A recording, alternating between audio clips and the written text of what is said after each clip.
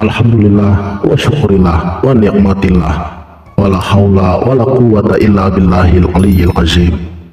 Asyhadu an la ilaha illallah wa asyhadu anna muhammadar rasulullah.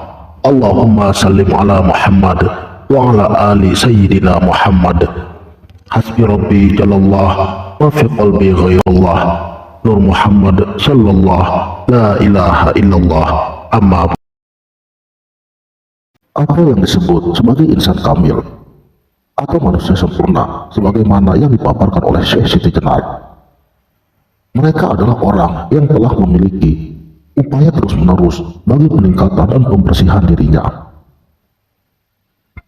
Mereka yang telah mampu memisahkan dan melepaskan dirinya dari hal-hal keduniaan karena wilayah kemanunggalan, walaupun dalam interaksi fisik kemanusiaan tidak terlepas sama sekali. Tujuan pembersihan ini ada dua. Pertama, untuk mencapai sifat-sifat Allah yang itu bersifat dengan sifat-sifatnya yang mulia.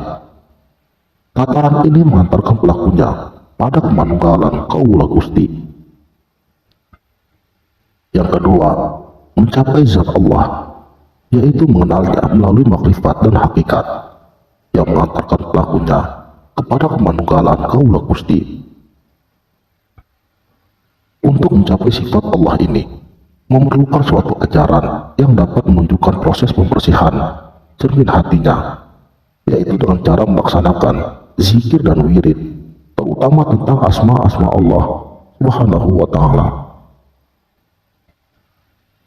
Pengertian zikir dan wirid dalam konteks ini memang sangat luas. Tidak hanya sekedar zikir dan wirid dengan bacaan-bacaan tertentu. Namun dalam konteks ini, zikir dan wirid merupakan lagu rohani yang memasukkan unsur meditasi sebagai bagian penting dari ritual rohani itu sendiri. Sehingga penyebutan zikir dan wirid secara otomatis juga memasukkan meditasi di dalamnya. Lagu zikir adalah kunci untuk membuka pintu hati, dan apabila pintu hati telah terbuka, muncullah dari dalamnya pikiran-pikiran yang arif untuk membuka mata hati. Ketika mata hati telah terbuka, maka dampak dan masuklah sifat-sifat Allah melalui mata hati itu menggugah ke dalamnya hingga tenggelam ke dalam buh al-idhofi. Kemudian mata hati akan melihat beberapa koleksi kasih sayang, kelembutan, keindahan, kebaikan, dan kesempurnaan Allah Subhanahu wa Ta'ala. Dalam cermin hati yang bersih dan berkilauan, zikir akan mengantarkannya kepada nurul, sedangkan seorang mukmin akan melihat dengan nurul. Dengan daya pancar nurullah itulah seorang mukmin akan menjadi cermin bagi mukmin lainnya. Orang yang berilmu membuat bayangan, tetapi orang arif mengkilaukan cermin hati yang di dalamnya terdapat bayangan hakikat. Apabila mata hati itu bersih, berkilauan, dan suci, muncullah berbagai pengetahuan daripada rahasia Allah, yaitu berupa hakikat yang dicurahkan kepada hati yang bersih, berkilauan, dan suci itu. Apabila cermin hati telah sempurna, karena selalu dibersihkan dengan zikrullah hingga berkilauan, pemilik hati itu akan sampai kepada sifat-sifat ketuhanan dan mengenal sifat-sifat itu. Hal ini hanya mungkin terjadi bila cermin hati kita telah bersih dan berkilauan. Sedangkan pembersihan untuk mencapai zat ketuhanan dapat dilakukan dengan cara berzikir dan berkonsentrasi terhadap kalimat tauhid atau kalimat syahadat, dan ini adalah kunci tentang asma-asma Allah. Saudaraku sang sejati, sebutan nama Allah menunjukkan zat ilahi, sedangkan yang lain menunjukkan sifat-sifatnya. Oleh karenanya, penggunaan nama-nama yang diputuskan sebagai zikir dan wirid utama seseorang disesuaikan dengan kemampuan keadaannya. Seorang sufi dalam beberapa tarekat, sering para guru memutuskan nama Allah yang berbeda bagi masing-masing muridnya.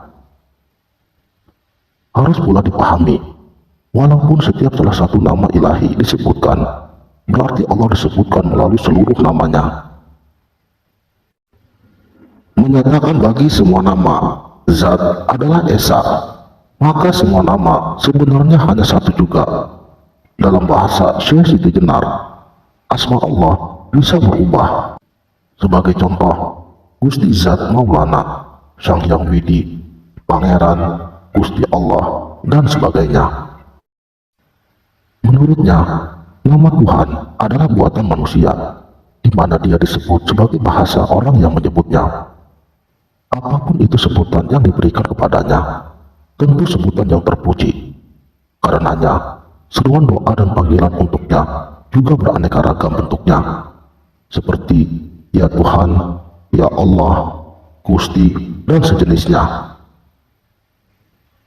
Tapi yang harus disadari oleh seorang sufi dalam zikir rohaninya, bahwa nama teragung Allah sebenarnya laksana sebuah bentuk kimia atau merupakan hasil persenjawaan nama-nama yang tidak terhitung jumlahnya. Sehingga Imam Ja'far al-Shadiq mengatakan, bebaskan hatimu dari semua yang bukan zikir Allah.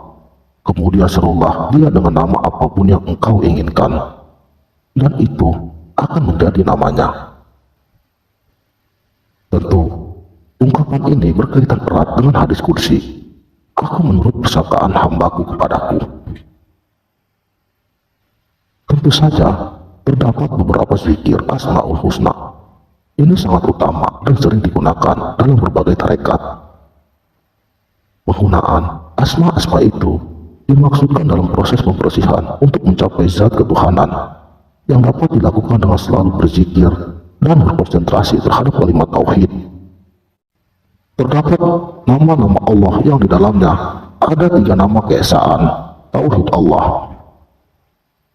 Nama itu adalah La ilaha illallah, Ya Allah, Al-Haq, Al-Hayyu, Al-Qayyum, Al-Qahar, Al-Wahhab, Al-Wahid, Al-Ahad, dan As-Samad.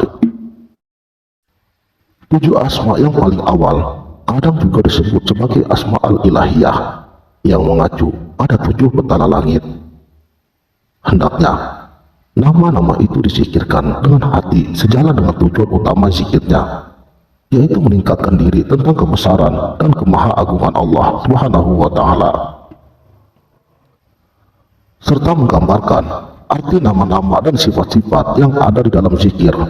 Peran hati pun akan menjadi dominan dengan cara ini. Hati akan melihat nur tauhid atau cahaya keesaan. Apabila nur zat ketuhanan terlahir atau bertajali, semua sifat kebendaan atau fisik akan hilang musnah. Semua yang ada menjadi kosong belaka. Inilah kesadaran semua perkara nur ketuhanan. Ini memadamkan semua cahaya yang lain. Setiap sesuatu pasti binasa kecuali Allah. Allah menghapuskan apa yang Dia kehendaki dan menetapkan apa yang Dia kehendaki. Ketika semua telah sirna, yaitu fana di hadirat Allah, yang tertinggal hanya Ruh Suci, Ruhul Kudus. Ia melihat dengan nur Allah, ia melihat Allah dengan Allah, ia melihat dalam Allah, ia melihat untuk Allah. Tidak ada bayangan dan tidak ada yang menyerupainya. Allah, la ilaha illallah, la ilaha illa ana. Satu yang tertinggal dan mutlak, yaitu Nur Suci, Sang Ihsan sejati. Suatu karunia yang tertinggi yang diberikan kepada orang yang utama. Tidak ada lagi yang diketahui setelah tingkatan ini. Inilah tingkatan puncak yang dapat dicapai oleh manusia ketika berada di alam fana ini. Tidak ada lagi apapun kecuali Allah. Tidak ada lagi siapa dan apapun yang menjadi celah di antaranya dengan Allah. Dan semua itu merupakan hasil dari mengenang dan memusatkan renungan hati pada maksud dan pengertian batin dari sifat dan asmaul husna dalam dirinya. Kini hanya tinggal kebaikan yang dipenuhi kesyukuran serta ketinggian iman terhadap Allah, bahkan terhadap kenikmatan apapun yang menjadi, karena sudah terlalu asyik dengan Allah. Dia juga tidak ingat lagi dengan segala bahaya dan bencana, karena sibuk dengan Allah yang maha nyata. Pada dirinya lah terletak aromah yang setiap saat dapat muncul sebagai anugerah Allah terhadapnya. Itulah keadaan sang insan kamil, aulia Allah. Wallahu a'lamu bishawab. Sekianlah, semoga bermanfaat. Wassalamualaikum warahmatullahi wabarakatuh.